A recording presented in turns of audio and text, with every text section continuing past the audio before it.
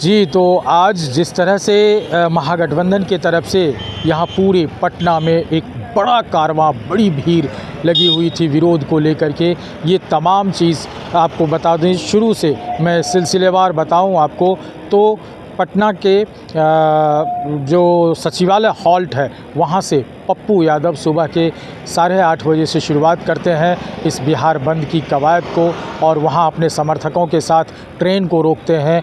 उसके बाद income tax गोलंबर पर सभी कार्यकर्ता पहुंचते हैं और महागठबंधन के जितने भी दल हैं वो तमाम लोग यहाँ शामिल होते हैं और वहाँ से चलते चलते वीरचंद पटेल पथ से होते हुए ये तमाम लोग विधानसभा गेट के पास जो सतमूर्ति चौराहा है वहाँ पहुँचते हैं। वहाँ सभा को संबोधित करते हैं। राहुल गांधी के साथ साथ तेजस्वी प्रसाद यादव, अखिलेश प्रसाद सिंह और राजेश राम जो कांग्रेस बिहार प्रदेश के अध्यक्ष हैं, वो मुकेश सहनी, ये तमाम लोग अपने समर्थकों को सभा को संबोधित करते हैं। इलेक्शन कमीशन, मैं आपको साफ बोल रहा हूँ और आप जानते हो मैं बिना बात को समझे, बिना गहराई में जाकर मैं नहीं बोलता हूँ। मैं हिंदुस्तान की जनता को और बिहार की जनता को कह रहा हूँ कि महाराष्ट्र का चुनाव चोरी किया गया था और जैसे महाराष्ट्र का चुनाव चोरी किया गया था वैसे ही बिहार का चुनाव चोरी करने की कोशिश की जा रही है। देखिए, उन्हें पता लग गया कि हमने महाराष्ट्र का मॉडल समझ लिया है, इसीलिए वो अब नया बिहार मॉडल लाए हैं। और मैं आपको साफ बताना चाहता हूं कि ये गरीबों का वोट छीनने का तरीका है। ये बिहार है, ये और मगर ये इन लोगों को मालूम नहीं है कि ये बिहार है। ये बात समझे नहीं है, ये बिहार है और बिहार की जनता ये कभी नहीं होने देगी। हमारे लोग इलेक्शन कमिश्नर से जाके मिले, मैं नहीं था मगर सारे नेता गए और मैंने इनसे पूछा आपको क्या लगा, और सारे के सारों ने कहा कि इलेक्शन कमिश्नर बीजेपी और आरएसएस जैसे बात कर रहे हैं।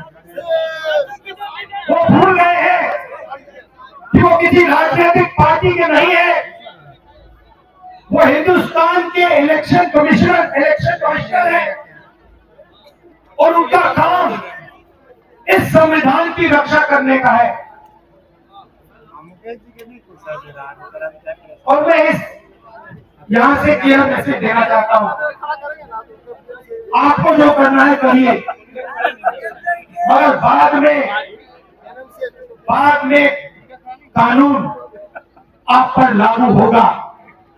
भूलिए मत, आप कितने भी बड़े हो, कहीं भी बैठे हो, कानून आपको नहीं छोड़ेगा।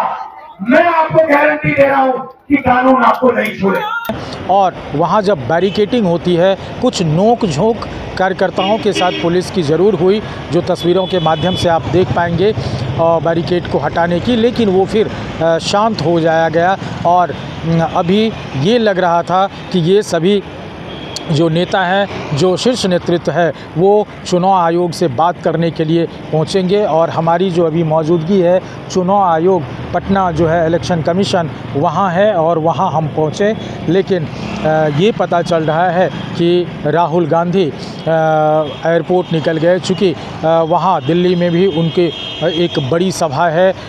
आज जिस तरह से बताया जा रहा है कि वहाँ भी एक अलग तरह के माहौल हैं और इस माहौल को लेकर के इस बार जिस तरह से दिखा गया है महागठबंधन के एकजुटता, जिसमें माले, आरजेडी, कांग्रेस, उसके बाद वीआईपी, ये तमाम पार्टी एक साथ जुटे रहे और अपनी मांग को लेकर के सरकार पर तानाकशी या छीटाकशी होती रही और सरकार से लगातार ये कह रही है कि साथ ही चुनाव आयोग से भी कहा जा रहा है कि जिस तरह से मतदाता सूची की पुनर्निरीक्षण की कार्य बहाल किया गया है उसे त्वरित वापस ले, अन्यथा ये आंदोलन बड़ा होगा और हम गांव-गांव जा कर के पूरे मतदाताओं को जागरूक करेंगे कि इसके मतदाता सूची में जो पुनर्निरीक्षण हो रहा है उसका बहिष्कार करें। लेकिन ये पता चल रहा है जिस तरह से नेताओं के अभिभाषण में सुनने को मिला